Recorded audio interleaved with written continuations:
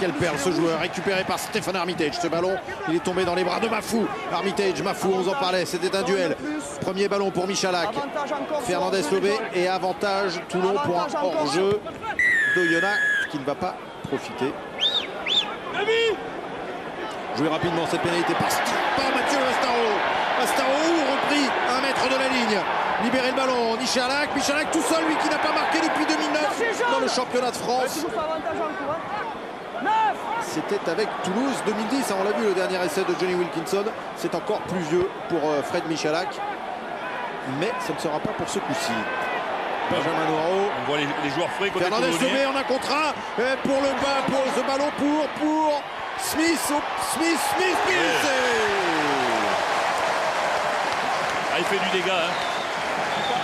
C'est dur à saisir Smith. Avec une passe en hula-hop de la part de Fernandez Lobé. C'était osé, il avait vu que Smith était démarqué au départ de l'action. Elle n'est pas arrivée à son destinataire. La supériorité, tous les défenseurs étaient fixés. La supériorité numérique. Et pourtant, il n'est pas fait encore celui-ci. Hein, parce qu'il se faufile au milieu de 4 ou 5 joueurs d'Oyonnax. Ah, mais il est gazé, comme on dit. C'est impressionnant. Il a des appuis. Même à ras du sol, en situation de chute, il est capable encore de reprendre des appuis, de remettre un coup. C'est une bombe. D'accord, fais-le. 5e essai pour Smith.